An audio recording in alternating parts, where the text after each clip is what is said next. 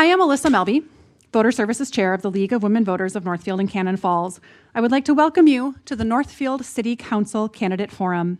While all the candidates were invited to participate in the forum today, Davin Sokup, an at-large candidate, was unable to attend. The League's policy is to allow candidate forums to proceed if at least one candidate is present. We thank the candidates and the audience for attending today and our internet audience for viewing. The League of Women Voters does not support or oppose a political party or candidate for office. Sponsorship of this forum is a public service, providing you with an opportunity to hear the candidates discuss important issues face to face. The views expressed here today are those of the candidates and not those of the League of Women Voters. Sponsorship of this forum is not an endorsement by the League of any particular candidate. There is never enough time to cover all the issues. If you feel that your question was not addressed, please contact the candidate or candidates directly after the forum. And now I would like to introduce our moderator, Linda McLoon, a certified moderator from the Roseville League of Women Voters. Thank you, Alyssa. Again, I'm Linda McLoon. I'm a resident of Ramsey County and a trained... You're not close enough to the mic. Okay. All right. It's a very, very directional mic, I guess.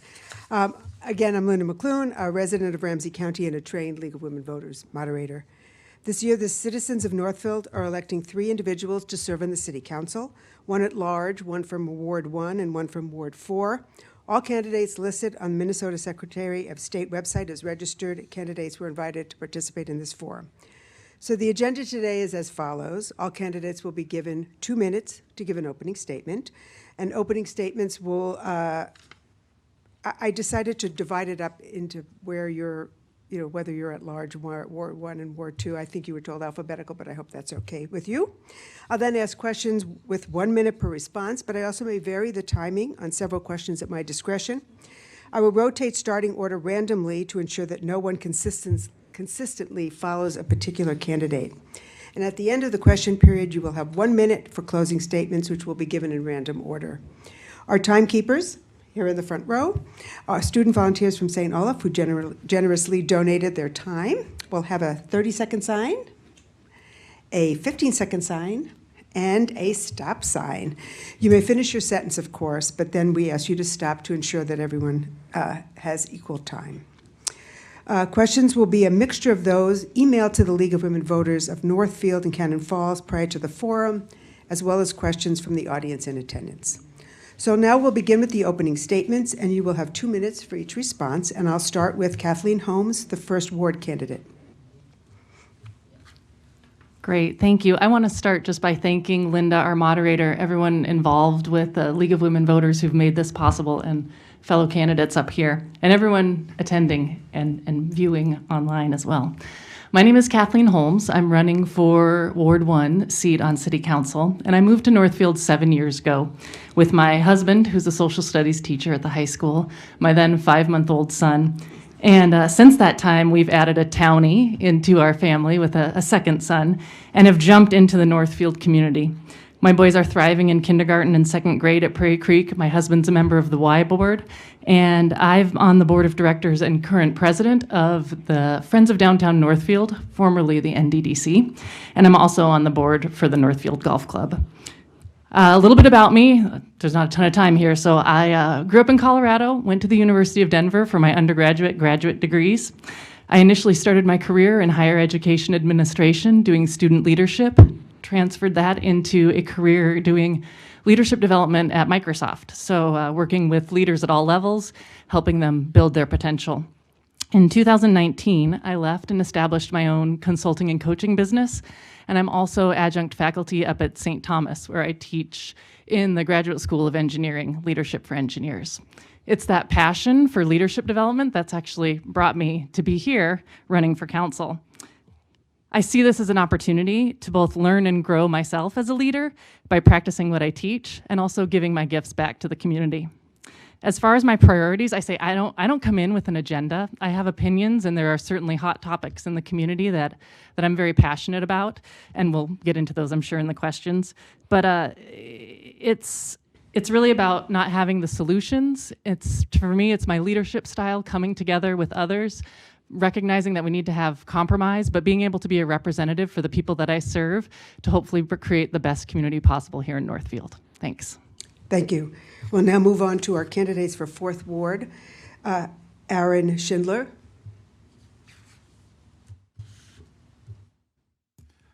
My name's Aaron Schindler. I'm a 49-year-old acupuncturist and recent transplant. Me and my partner of almost 19 years now moved here maybe a year and a half ago. And I'm an acupuncturist. I work with people from Northfield and the surrounding towns. What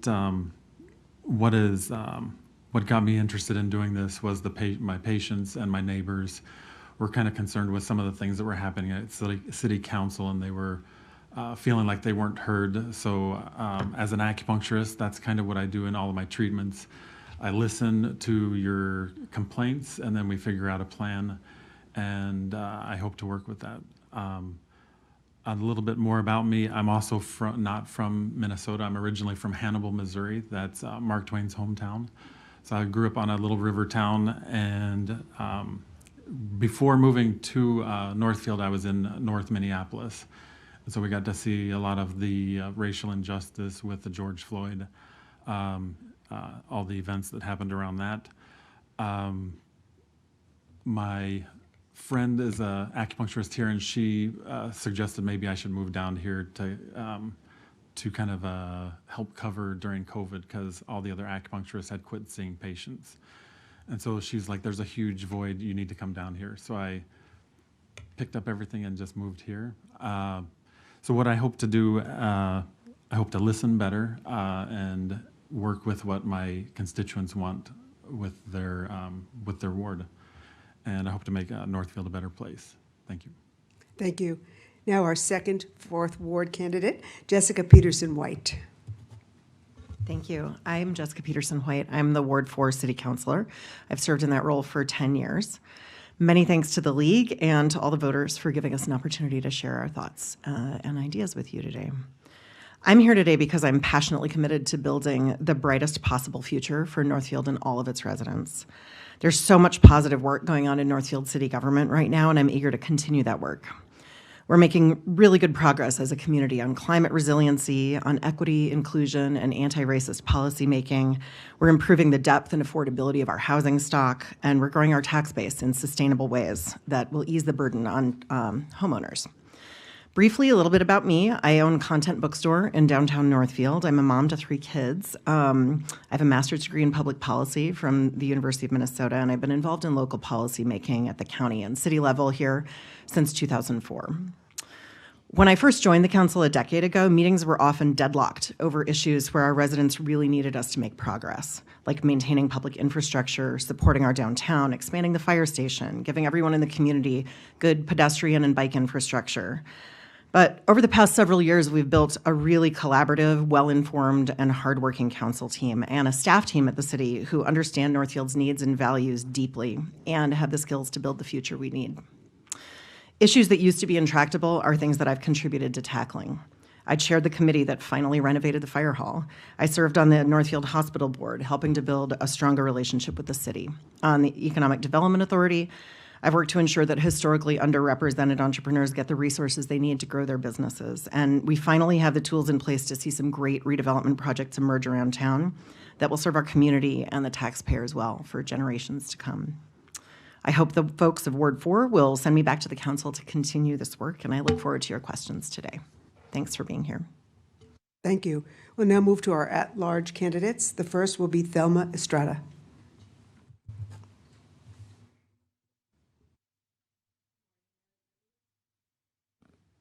Good morning, everyone. My name is Thelma Estrada. I decided to run for city council. It gave me the opportunity.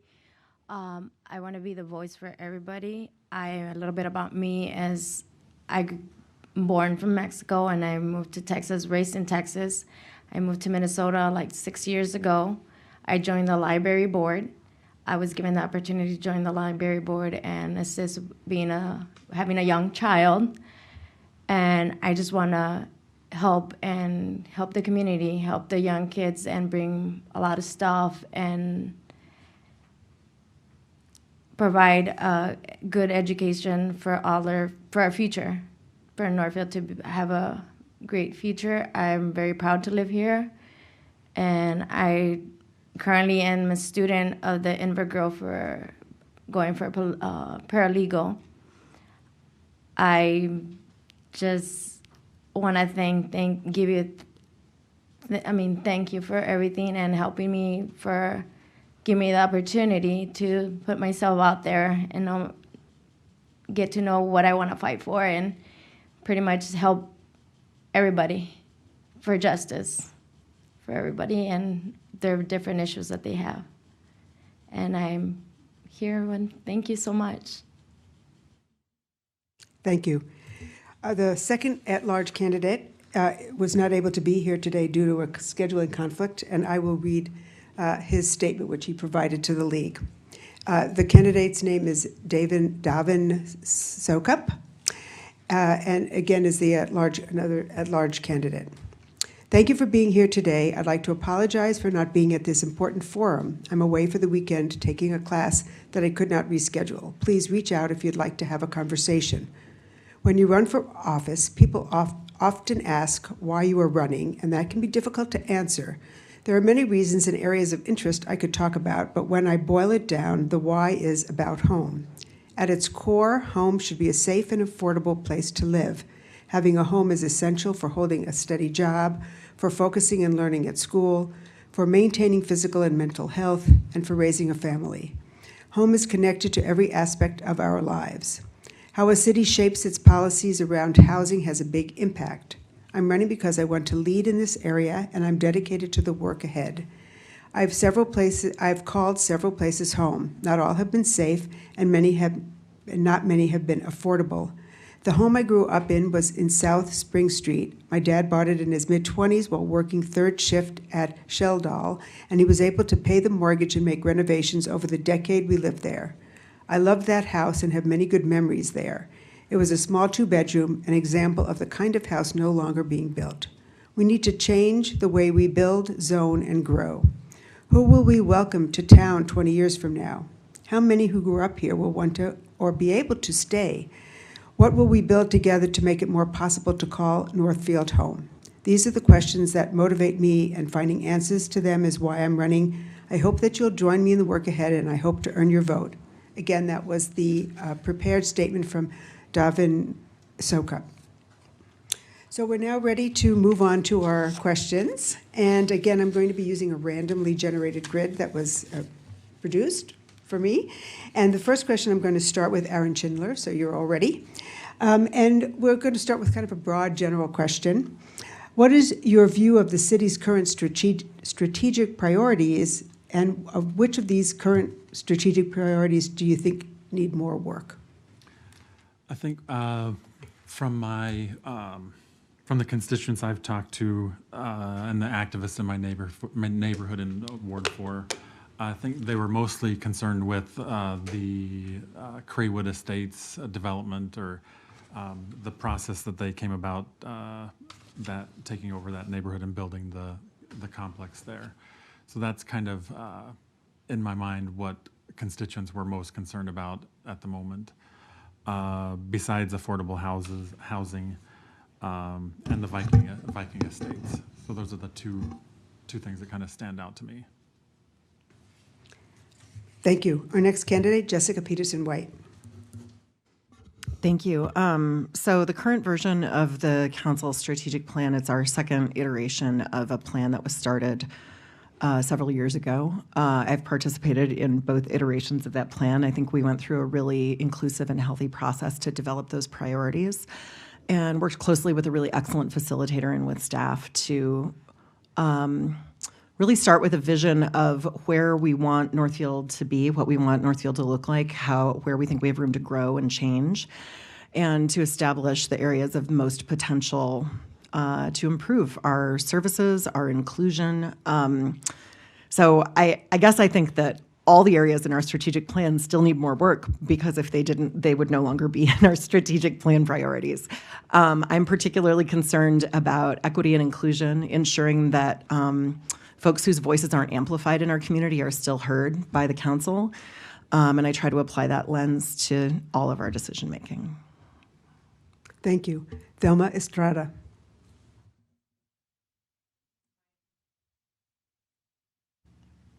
basically work with equity and conclusion. That's my priority, making sure that every voice is heard, making sure that we can be fair for everybody with every, especially I've heard a lot, I've been involved with helping out and hearing out the Viking terrorist issue, making sure that they get heard and provides the help and assistance they need, making sure that there's a lot of services out there to be able to help be accessible and work for the community, and making sure that they have accessible services in hand. Thank you. And Kathleen Holmes. Thanks. To echo what some of the other candidates said up here too, I mean, I think that there are definitely there's a great, the plan in place establishes a very great vision for our community, and as Jessica Peterson-White said, there's still room and work to do. And I think that similarly, for me, I see that being about creating that inclusive community, but seeing ourselves greater in the greater picture, not just Northfield, but how do we fit into the greater community, state, world, looking at the issues of inclusivity, equity, from housing to the programs we sponsor, to education, to parks. It's looking at it through that lens, as well as I think sustainability, and I believe strongly in ensuring what we're doing for the community is good for the environment, and what the sustainability for our future generations here in Northfield and beyond. Thank you. So the next question will start with Kathleen Holmes. Do you favor further increases in the police budget? And if yes or no, why? And what would you put that money toward? That's a great question. I don't know that I can give an answer to if I favor it or not right now, because I would want to look at where exactly the spending is happening within the current budget. As I believe that public safety is very important, and I don't think that it only comes from just the police, and that the police do play a very important role in our community. So I would say whether it's an increase in the budget or not, it's a matter of really looking at where are we spending that money and how are we resourcing effectively. I think absolutely we should look at how we can spend more for mental health services, or people who can help in crisis, so that it's not, if the police officers or the people that are responding don't have those skills, how can we bolster the response, who we have going to responses, and making sure that we have the best, most qualified people there. Thank you. Thelma Estrada. I would look into reviewing the budget. I do see that safety is a priority. We also have to be making sure that we are with a demand that the community needs an update on that. I would hope and revise the budget they currently have so we can see where we can provide funds for the police department, and also with any mental issues programs to be accessible for the community. And I would like to support the police station and give them more funds available if needed, based on the budget, reviewing the budget. Thank you. Aaron Schindler. I think I would have to also look at what the direction is, where their money is going to within the police department. But I think what is important is police, first responders' mental health is also a priority for me. So if any of that was going towards helping them, then I would be in agreement with that. It's, we don't often see how they're working at kind of minimum wage, after, I just heard one policeman talk about, he was making almost $20 an hour, but he never was off the clock. It's like it's a constant job.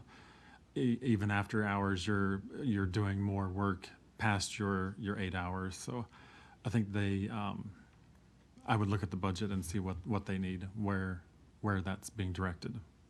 But I think it is important. Thank you. And Jessica Peterson-White. Thank you. I think this question gets at the heart of one of the thorniest issues that local communities are dealing with right now.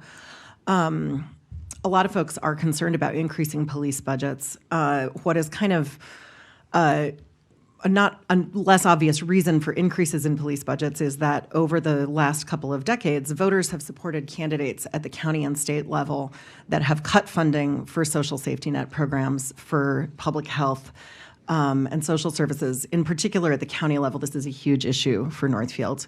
When those services are lost, local communities often have to pick up the slack by funding larger police departments. So that's a factor for us.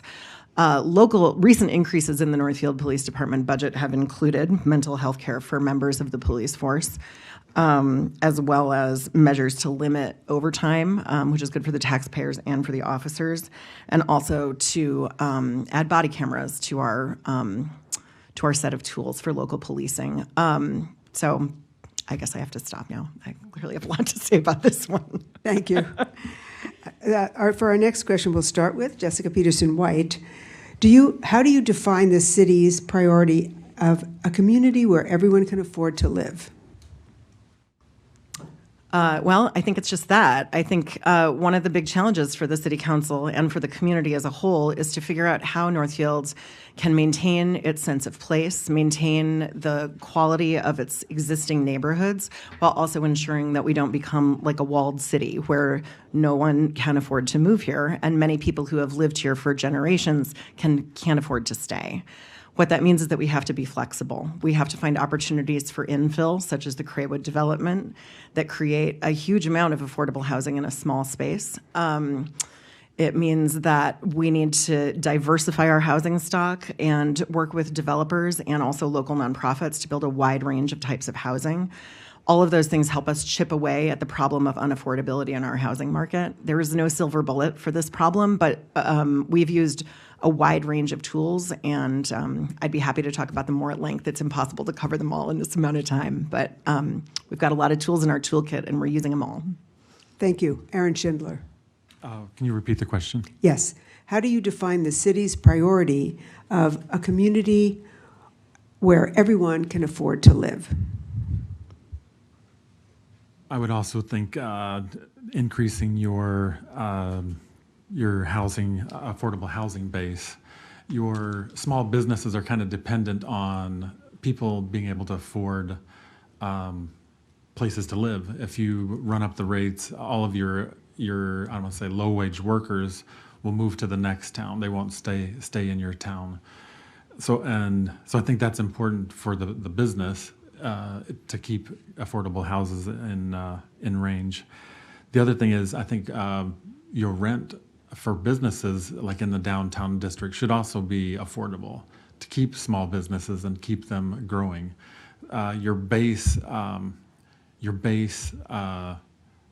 of any small business is your rent. What are you paying for rent?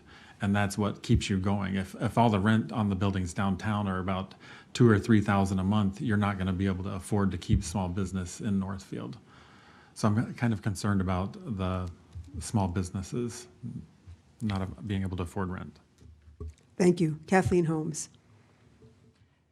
Great, thanks. I think that it does involve creativity and flexibility. And I also think it's important for us to recognize that it doesn't just sit on the city's shoulders, but this is a much broader, farther-reaching issue. But as we think about it, what the city can contribute to this in terms of making it a community where everyone can afford to live, it isn't also just about housing. It comes down to the services that we're able to provide, the tax base we're able to create with the different businesses that we have in town or the different businesses that we're attracting to town. So I think that looking at how the whole system plays together is really important for us to be able to realize this vision. And I think that it's also working with all of the other organizations in town. We've got great in town within the county that are working to tackle this issue together. Thank you. And Thelma Estrada. I know affordable housing is a hot topic for our city, and I'm strong that we need to work with other agencies around and programs to be able to make affordable housing here in Northfield, also having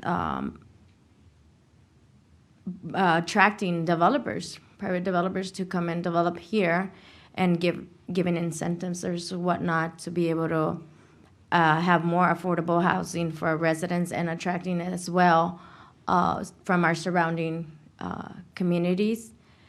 Work as a team with the state and county level to be able to have affordable housing for Northfield and providing more.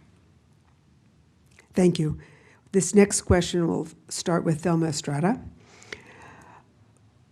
What are your priorities as a person running for city council, and how are you planning to make sure that other people's voices are heard? Kind of a two-part question, hard for a minute. My priorities basically being fair for everybody. I know that it's going to be very difficult to help and have everybody be able to compromise. We all have to compromise and trying to assist in everybody's issues and priorities. My priority one is with affordable housing, safety. And my goal is to be able to, I want to hear everybody out and be able to make it work as a, how can I assist in bringing everybody together as a team to make everybody getting all those issues that we currently are facing right now in Northfield, working as a team. Thank you. Kathleen Holmes. All right, thanks. I would say that my priorities, and I certainly have strong opinions on, as I mentioned in my intro, about some of the key issues. Affordable housing is one of them, creating and sustaining an equitable and inclusive community where people feel they belong. The upcoming downtown development opportunities, as I said on the Friends of Downtown Northfield board, that is really close to my heart. And I would also say walking that fine line we have between running an effective city and meeting the resource demands versus the challenges we're all facing with the rising cost of living, and figuring out how can we do that effectively. The way that I feel like I can listen to others is that I have my strong opinions, but I don't have the answers. My mind isn't made up. And so I feel like it's listening to other people, viewing things from different perspectives, seeing all of the angles and letting that inform my opinions, and being able to work with my constituents. So keeping an open door to hear their thoughts and opinions throughout my candidacy and my elected, if I'm elected, time in office. Words are hard. Thank you. Aaron Schindler. I think what I would do is include more early community decision, include the community more or sooner in early decision making, so that it feels like they're being heard more. If you, if a neighbor, like in my district, all of a sudden, bam, all this forest is gone. They didn't know this was happening. How did this happen? Now they're disturbed by watching all the trees being destroyed. And I think if they were included in early decision making, some of that could have been avoided. So that's probably my top priority, is transparency and including early decision making with the constituents. Thank you. And Jessica Peterson-White. Thank you. I think I said some things about my specific policy priorities in my introductory statement, and there's not time to go into those in much depth, but I will say that at a very high level, my priorities as a city councilor are sustainability in every sense of the word and inclusion in every sense of the word. The city is always pursuing new and interesting and creative ways of ensuring that everyone's voice is heard in our public dialogue. In my time on the council, we have made huge strides in technological tools, in hiring staff who are deeply committed to hearing from the public. And that's a really big shift in local government, to build that kind of input into every process that we take up.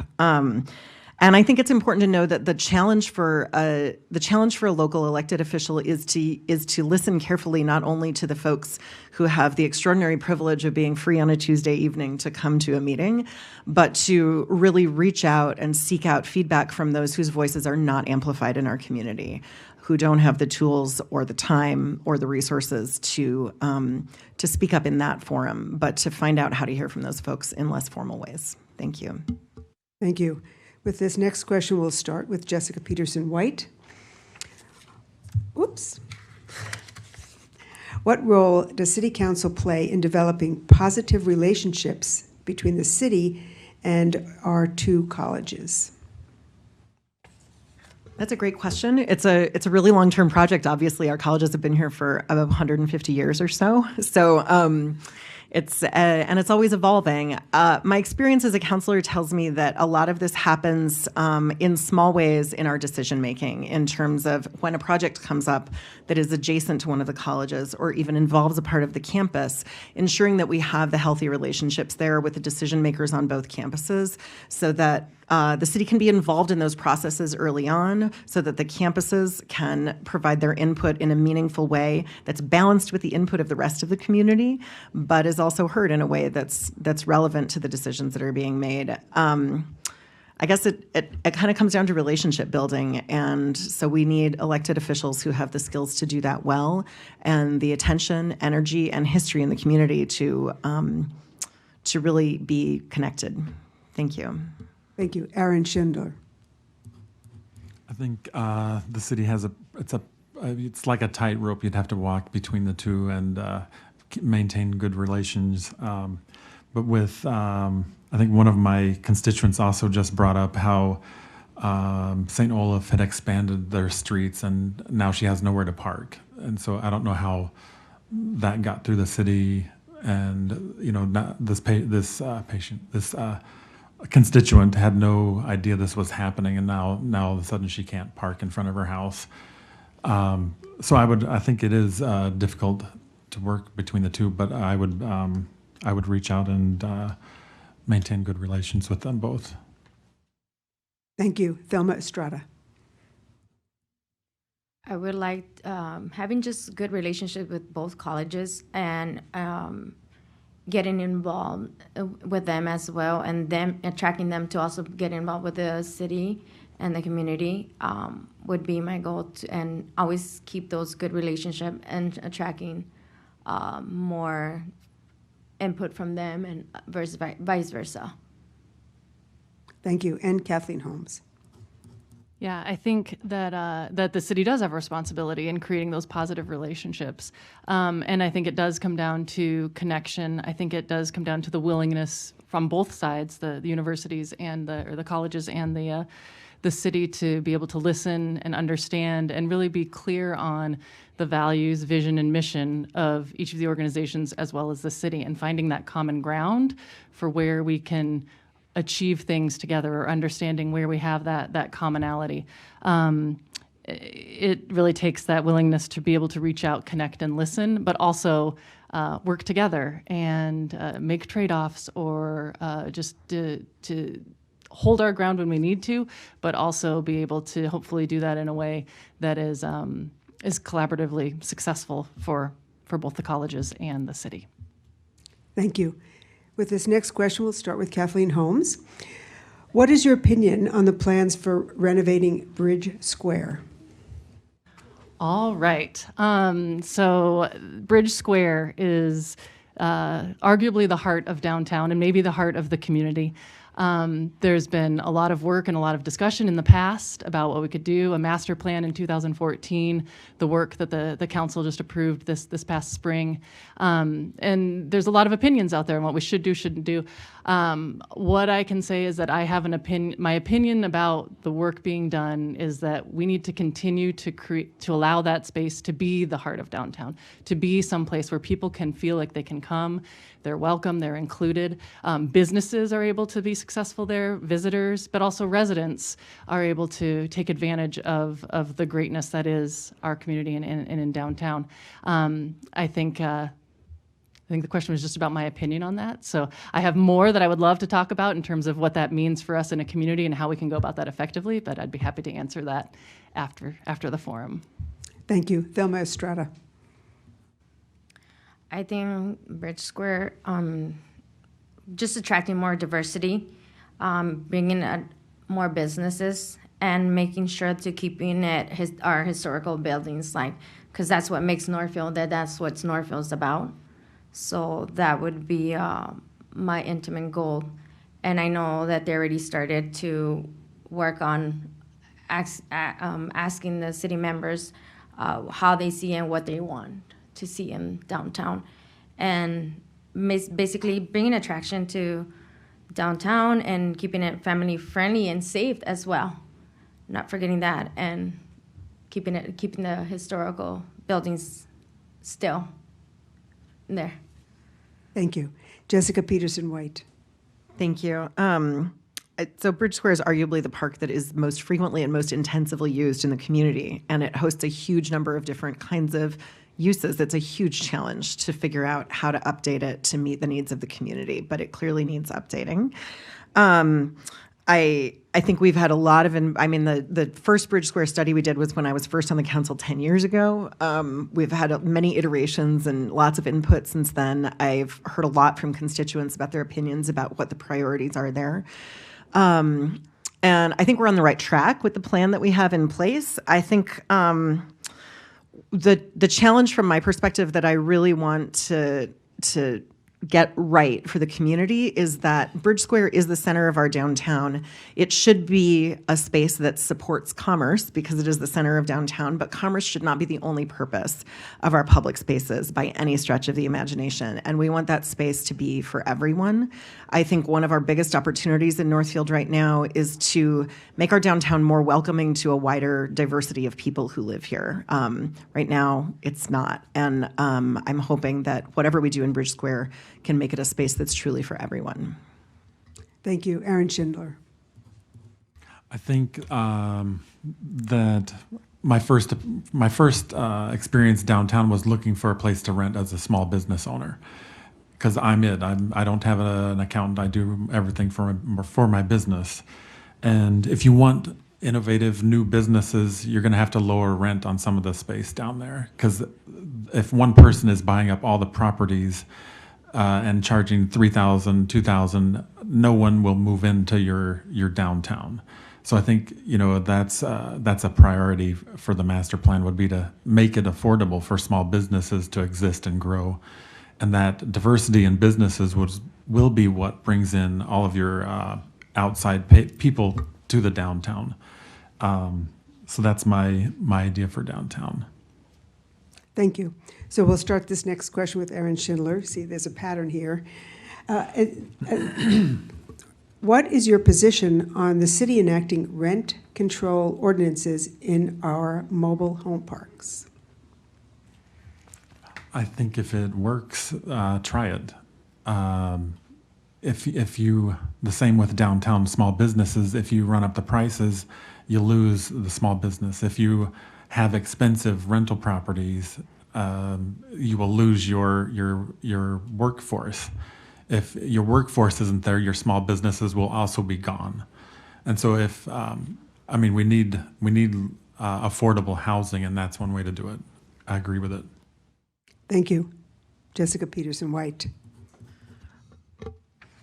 So our mobile home parks are a really, really important source of a large amount of affordable housing in the community. And I think the city should do everything practical to make that sustainable and to make it to ensure that continues to be safe and affordable housing for folks. I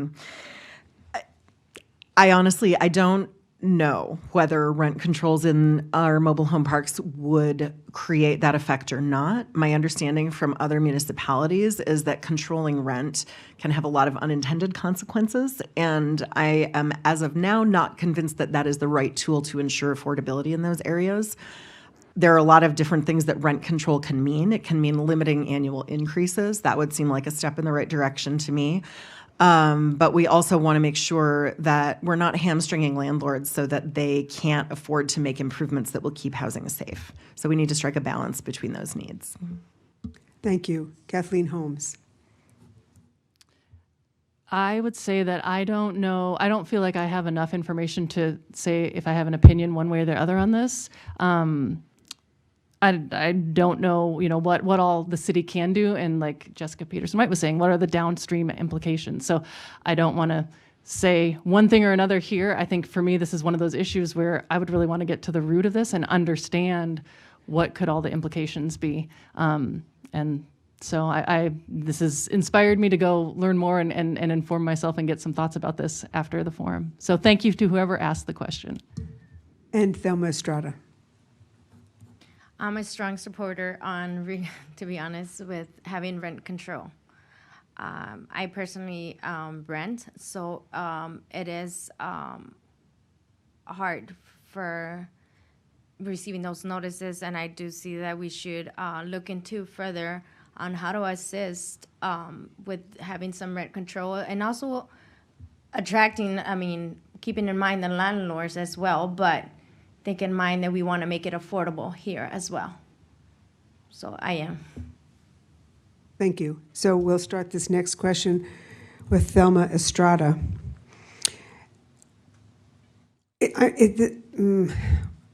I'm changing my mind about what question I'm going to ask. So I think I will just kind of do what is basically kind of a follow-up to what we were just talking about. And the question is, how do you think the city could better monitor the status of rental properties to ensure their habitability for renters?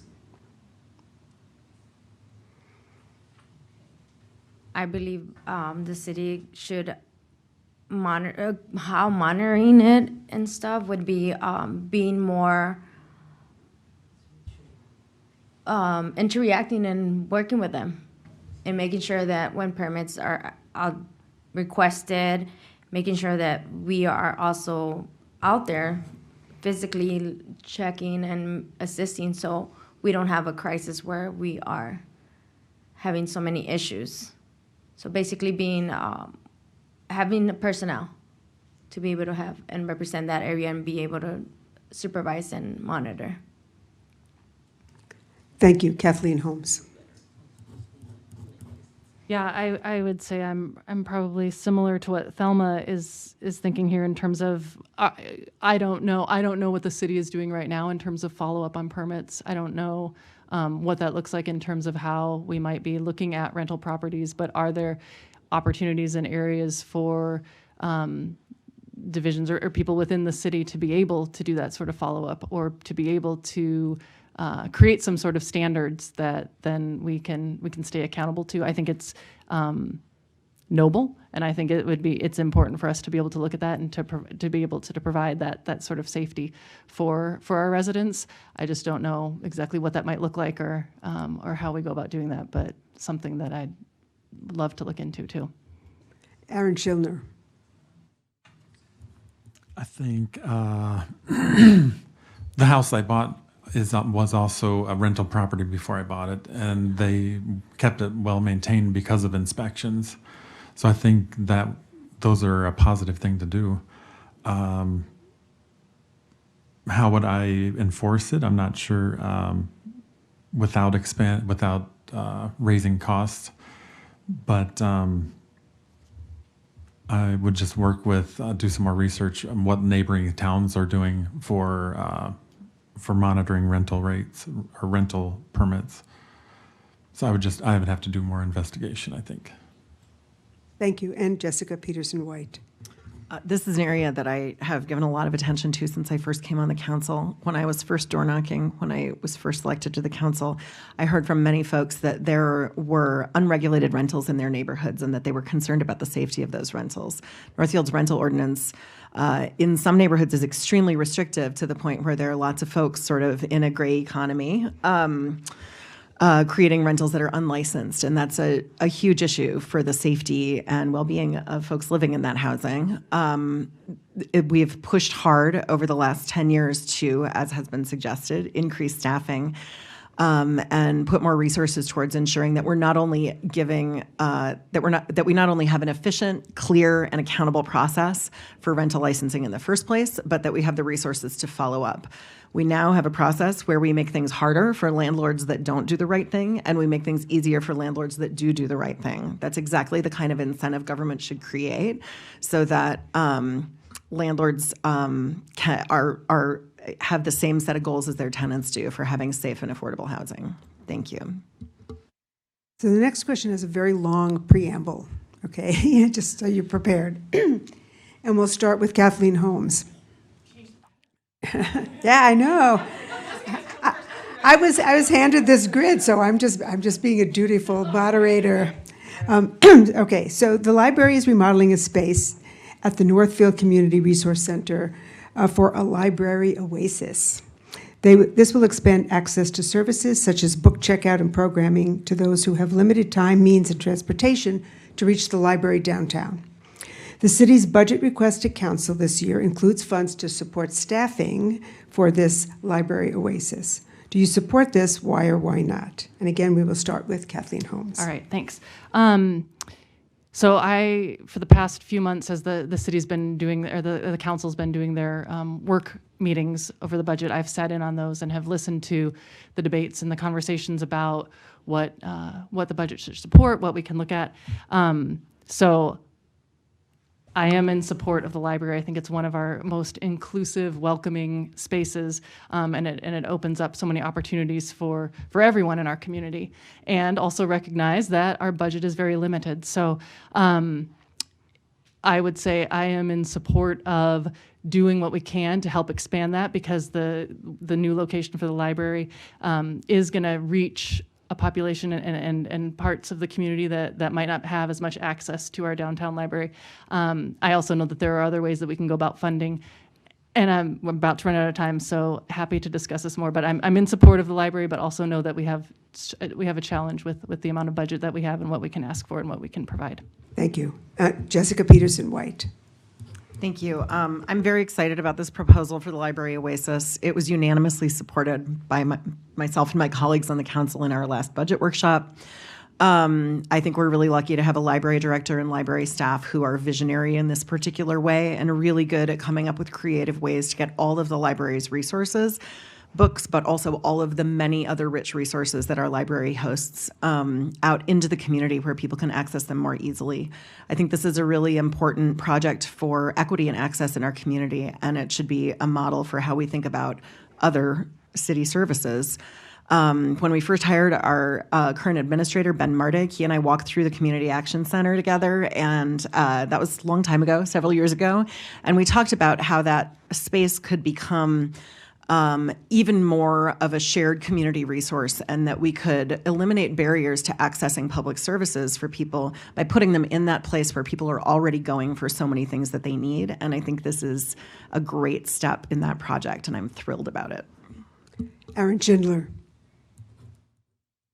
I would support it too. I believe that everyone needs access to those resources, and having the extra location would also be great.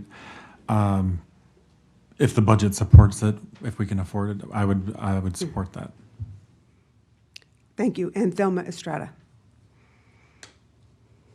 I strongly support it. When I heard it in the library meeting, that's exciting news and great for the fact being that we all need those resources from the library. It's not just checking out a book. There's a lot of resources that the library board offers. And having another place where residents of Northfield can have access to it, I mean, that's phenomenal. Great. Thank you. So this next question, I'm going to just ask one quick question before I ask the last question. So we're going to only give them 30 seconds. So is the timer? Okay. Always like to make sure the timer is not, caught by surprise. And we'll start this with Thelma Estrada. What have you been reading lately? I've been reading a lot of law classes, law books. I've been reading with real estate and reading. There's a book from my English course. So I basically reading the law. Thank you. Kathleen Holmes, what have you been reading lately? I'm really embarrassed because I just had this conversation with my husband last night. I was reading on my Kindle and he asked me what book it was, and I was like, I don't even know the title. It just showed up in my library. I think it's, I can't even guess, but I do know that next on my list is Gentleman in Moscow. So. Jessica Peterson White, what have you been reading lately?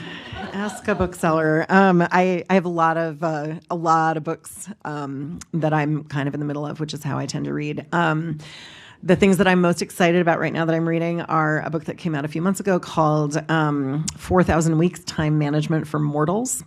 Clearly something I need in my life. It's kind of philosophical and excellent.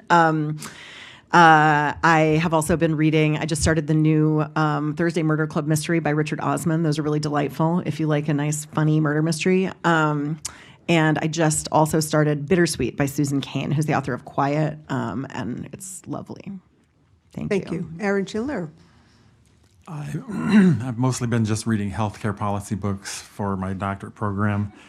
On the side, How to Hug a Porcupine, another small book. And then there's one that I can't remember the name of it, that I just can't remember the title of it right off the top of my head.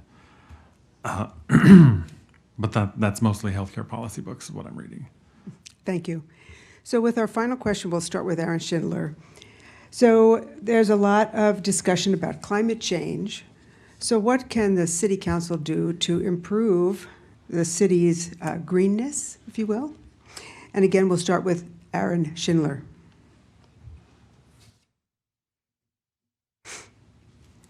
I think if you want to do you also have to be careful with some of your green programs that you don't alienate other townships, people, they don't want to come in. But like if you did a plastic bag ban, those would probably alienate some people, but I would be in favor of that. Not using herbicides would also be another one for that cause cancer. I wouldn't use those two things. Thank you. We're back at 1 minute, just so you know. Okay, so you still have 30 seconds. No, Sorry, I should have said that. So, name of yeah. that. Maybe ban pesticides, herbicides like Roundup that cause cancer would be one that I would think, because that's not filtered out of a lot of your filter systems. It kind of destroys your water filter systems. So if you're looking for clean water, maybe a city ban on Roundup. Thank you. Jessica Peterson White. And again, 1 minute. Northfield is really a leader in this area with our climate action plan that was created over a period of a couple of years with a really amazing team of citizen contributors. I'm extremely proud of this aspect of what we're up to. There are many details in that plan about how we plan to get to carbon neutral. Additionally, recently we enacted green building standards for the city. I have supported giving some support to local contractors to help them learn those green building standards and make sure they have the resources to follow them. We have a lot of green practices in our groundskeeping and things like that around the city. The Public Works Department is always thinking about sustainability. I think the other really big thing we can do is try to grow within our existing boundaries. Infill development is one of the most important kinds of greenness we can enact because it uses space and infrastructure that we already have. When folks tell me they don't want to see development in their neighborhood, the consequence of that is that we have development outside of the city somewhere, and that's the least green kind of building we can do. So I think getting folks comfortable with some change in their neighborhood that can build density and sustainability is one of the most important things we can do. Thank you. Thank you. Thelma Estrada. Educating the public and having accessible container and product stuff so they can be triggered and motivated to be able to recycle and help with the climate. That's my suggestion with the climate change. Thank you. And Kathleen Holmes. Thanks. We moved here from Seattle 7 years ago, and in Seattle it was no plastic bags. Everyone was composting. We had giant compost bins. And so it was interesting coming here. But within the first week, I think someone knocked on our door and said, oh, we're starting a composting program. So, which has then turned into the Northfield curbside composting. So many people are using that. And it's amazing that grassroots effort that has had, that to me feels like it has such an impact and so easy for us to be involved with. So I think in addition to looking at some of the things like building ordinances and systemic wise, how we can think about the climate change, for me, just how do we expand upon some of those grassroots efforts? How can we do more composting? Can we create more incentives for businesses to use compostable takeaway items, et cetera, and to go more plastic free? So incentivizing rather than punishing. And yeah, thanks. So we're now ready for our closing statements. Hour just flew by. So again, you have 1 minute for your closing statement, and we will start with Jessica Peterson-White. Thank you.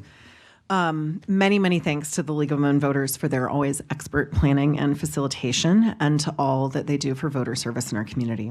Thanks to everyone in our community who works so hard to maintain and protect our democracy.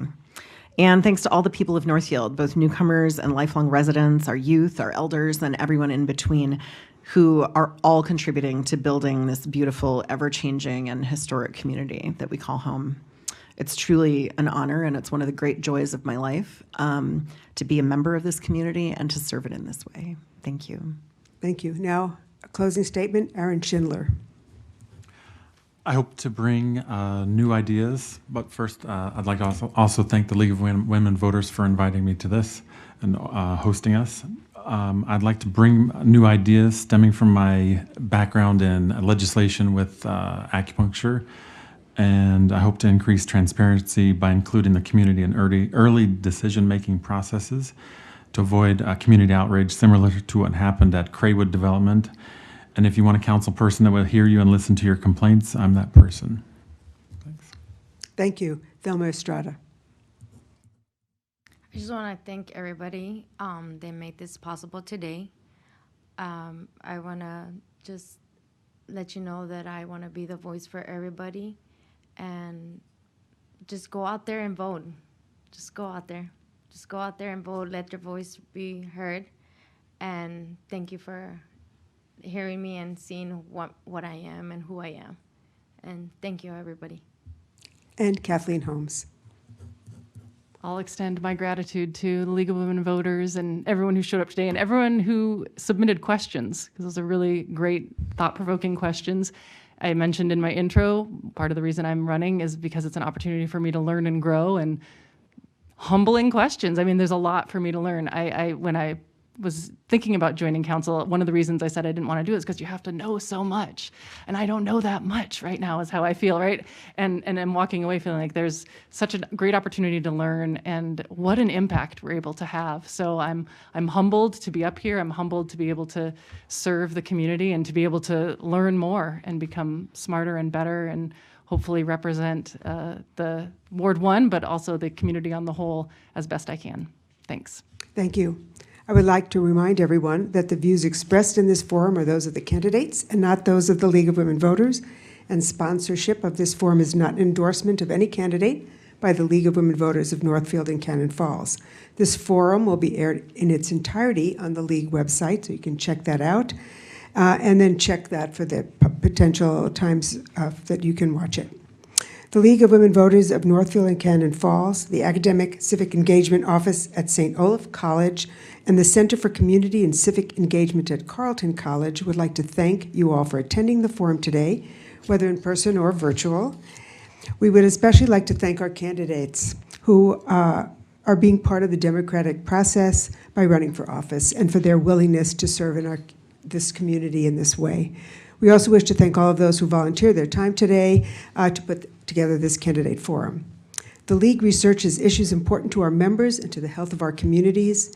If you're interested in finding out more about what we do and how you can make a difference, please pick up a membership brochure at the registration table or visit us at www.lwvmn.org. Membership is open to anyone of any gender, age 16 and older. You can find out information about candidates and voting at www.vote vote411.org, and at the League of Women Voters URL that I just listed. Links to all the candidate forums and additional voter information can be found on the local website at lwvnorthfieldmn.org. As we have learned, every vote does count. So this year, Election Day is Tuesday, November 8th. If you're going to vote in person, the polls are open from 7 a.m. until 8 p.m. You can vote early up until November 7th. So please check the Secretary of State website to find out an early voting location in this community. So again, take a neighbor or a friend and vote. And thank you very much.